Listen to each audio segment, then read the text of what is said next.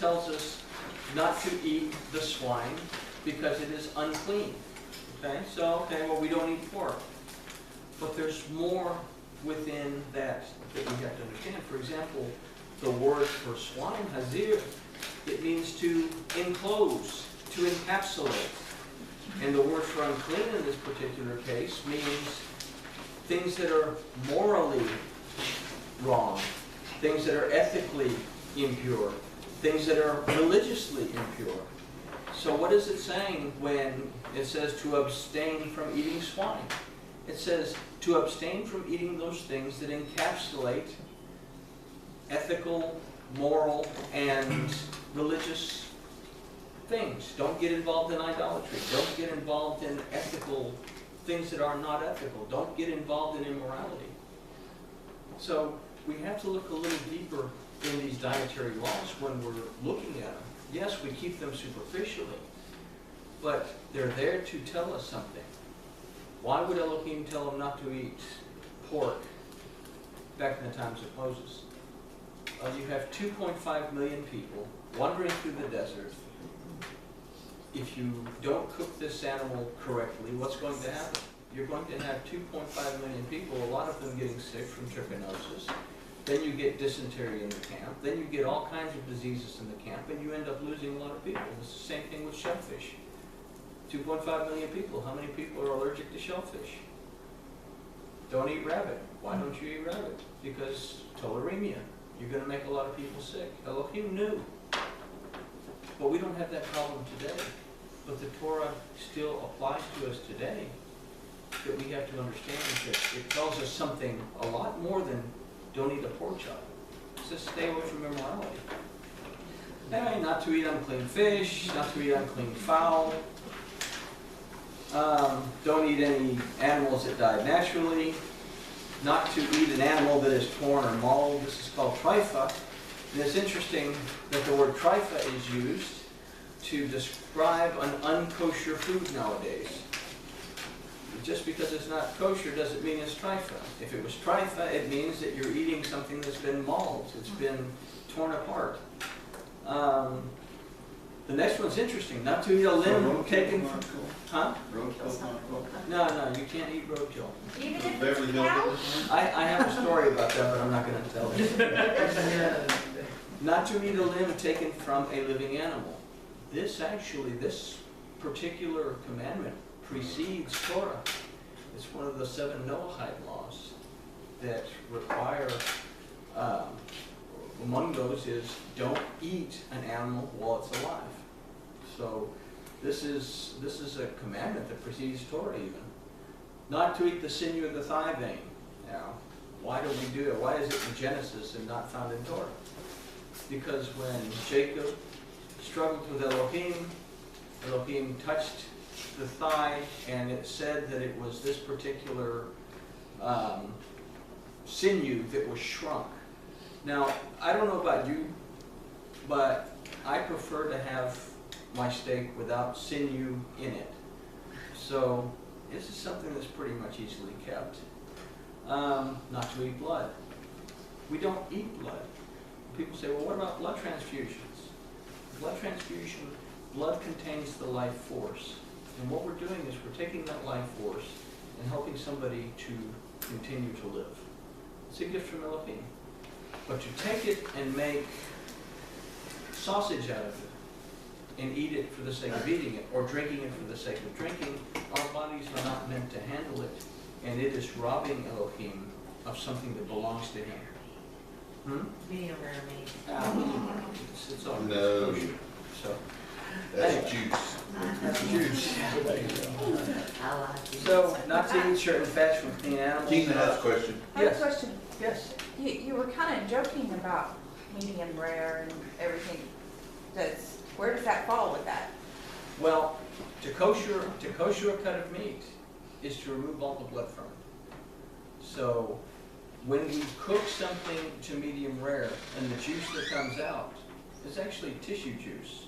It's not really something that we're cutting a vein open and draining the blood out to eat. Okay. Okay. So we're So talking about any of the meat that's been cut upon, which it's cut upon.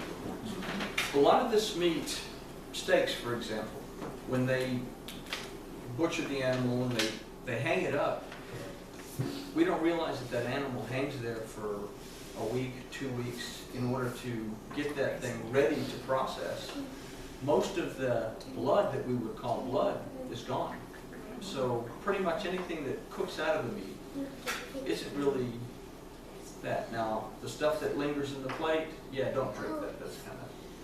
The limb, think about it, the limb coming Don't from a turn my living plate up animal. like a cereal bowl and. Right. The limb from a living animal, it would have, still have blood, for example. So, not to eat certain kinds of fat from clean animals. Kalev, well, not a whole lot of people eat the fat that's on the kidneys. You know, there's very specific pieces of fat within the animal that were dedicated strictly to Elohim. We don't eat those anyway. They're not something that find their way to our grocery store. There are chorizo. So, now here's two. Chorizo from pork though? There's pork and beef chorizo, and it's made from all the gross parts. Both of them are discreetly ingredient packaged. All the snouts and all that other good stuff that go into it. Yeah, Now, here's every two. orifice of the animal. These next two are controversial. It says not to boil a young male goat in its mother's milk, not to eat a young male goat that has been boiled in its mother's milk. And the rabbis took this and they ran with it and they said, don't eat the cheeseburgers. Don't eat the chicken fried steak with the gravy on it. They have Water an entire chapter that talks about separating meat and dairy. Well, we need to understand, the important thing to understand, that it's not about eating a cheeseburger here. The important thing to understand is that a goat represents sin. A male goat represents the practice of sin. And if you take that and seethe it in its mother's milk, what does the mother's milk do?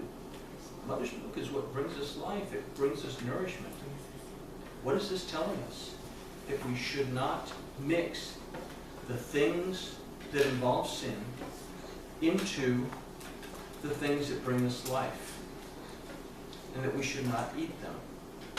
We have at the end of chapter 11 of Leviticus, it says this exact thing again. Again, when we read the dietary laws, and we'll get to the dietary laws eventually, each one of those is telling us something about our state of being that we should pay attention to. Things that we should stay away from that don't necessarily deal with. Not a whole lot of people eat an owl. Why does it say not to eat an owl?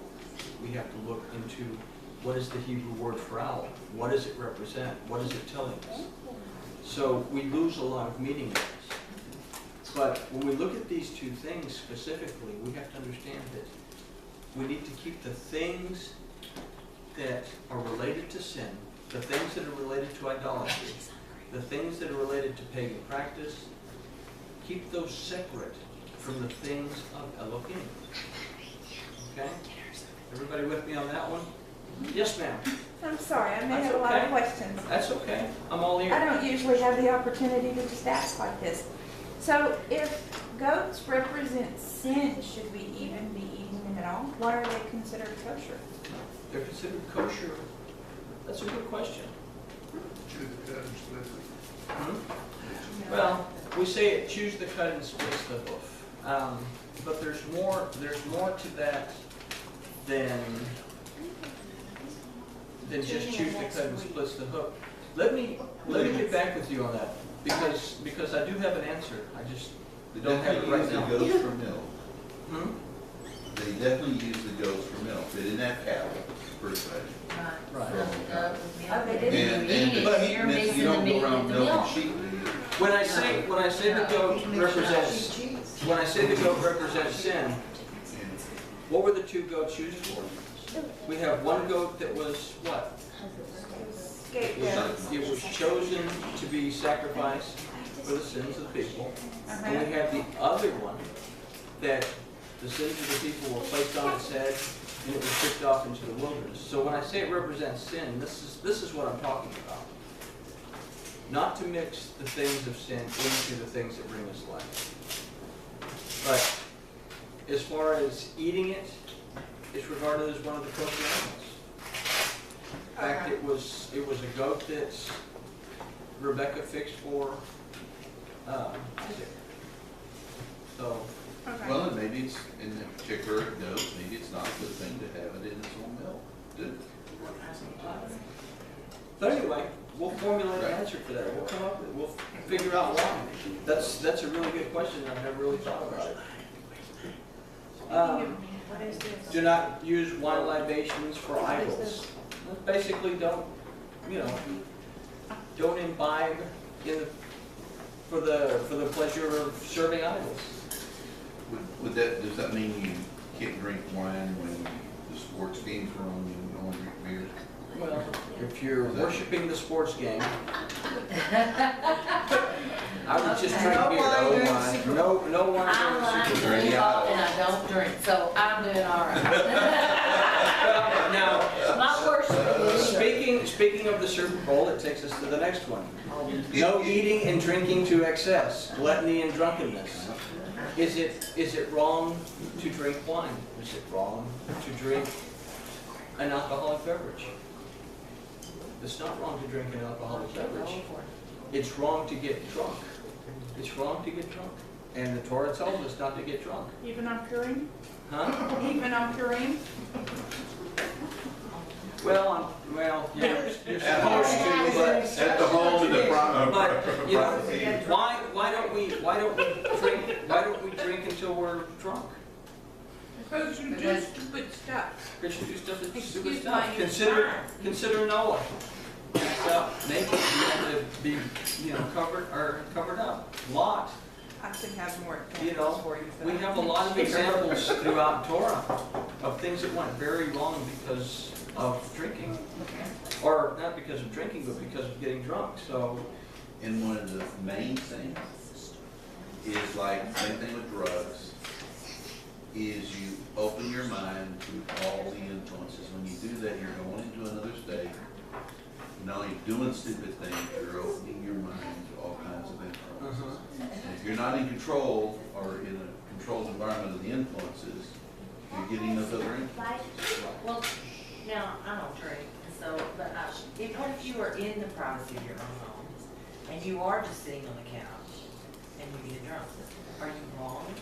Torah says not I mean, to I do don't it. drink. Does not take that. Torah says But not I to mean, do okay, it. so that means anywhere, anywhere. I mean, I don't drink get drunk, so I mean, but I was just wondering, like I heard Bruce say something about your own home. I'm wondering if you're at home, you're I'm not. just talking about the no, safety But of- what I'm saying, if you're not out, Drinking or under the influence of any kind out of drug. in the Medicine. public to do bad things, but you're at home, I wondered, you said, he said it's wrong. So Well, it's not a safe thing. So, I mean, Stupid some thing. people may consider not being, the Torah says not to get drunk, is a harsh Well, I'm commandment, not so, gonna get drunk. you know, it tells us that for our own safety, It right? doesn't say don't get drunk in public, it says only.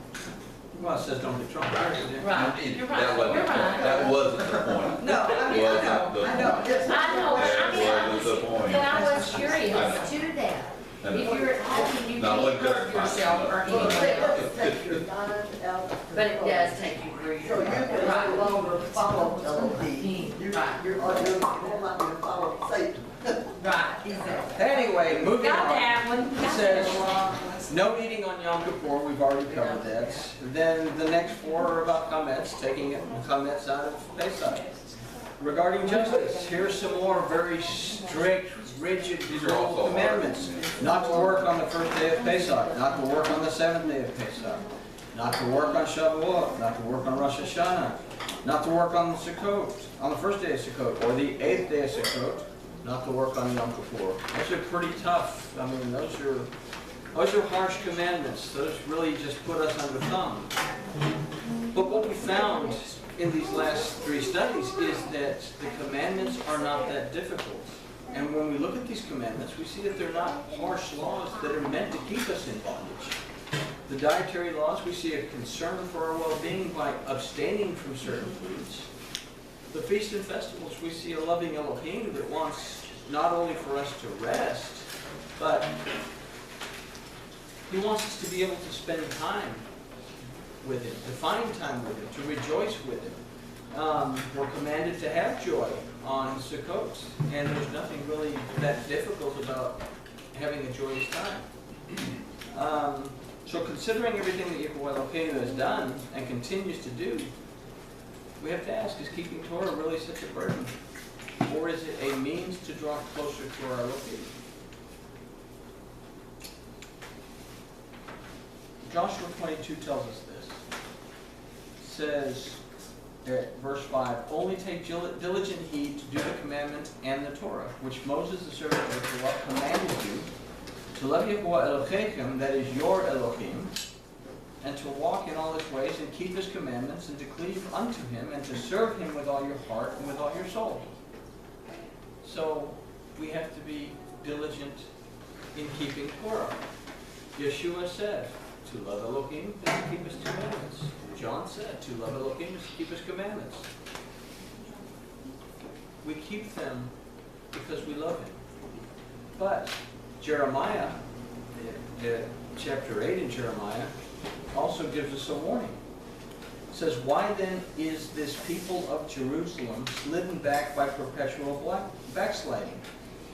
People, the word is am, from the root amam, which means an obscure perception of Jerusalem, the city of peace. Why does an obscure perception of peace cause you to perpetually backslide?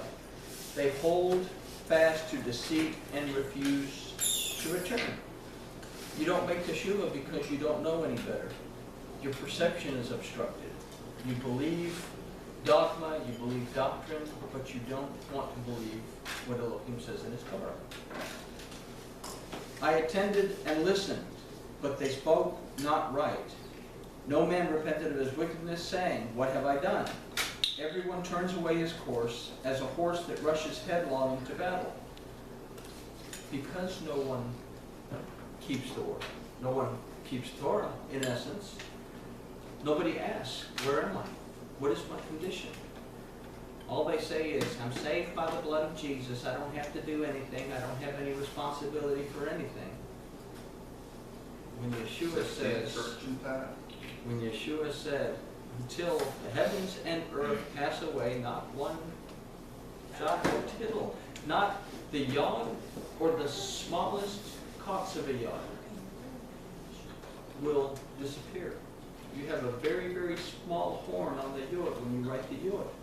If that horn isn't on the yod is no good. You have to tear out the entire page of Torah and start over according to the laws for writing Torah scrolls. So he's saying that not even to take that little piece out.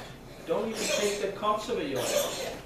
So these are important, that we have a responsibility to our Elohim.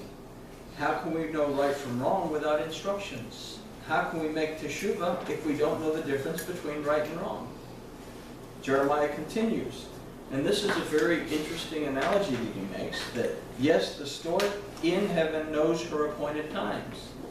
The turtle and the swallow and the crane observe the time of their coming. These animals know by nature when things are happening. But my people know not the ordinance of Yehovah. He gave them the Torah. They stepped away from the Torah and went after foreign deities. Today, we've stepped away from the Torah and we've gone after, in a sense, foreign deities. We've succumbed to the doctrines of the church fathers. We've succumbed to the takanot and the halakha of the rabbis. And we've stepped away from Torah. We have congregations that in rabbinical Judaism that Talmud is more important than Torah. When Talmud is simply commentaries on Torah, but they're written by human beings. So, how do you say, we are wise and the law of Yehovah is with us? Behold, that means pay close attention. Certainly in vain has the pen of the scribes brought forth vanity. We have, again, the church fathers that have written dogma, the rabbis that have written takanot and halakha that go contrary to Torah. It says, again, it says, certainly in vain has the pen of the scribes brought forth vanity. It is taken away from Torah.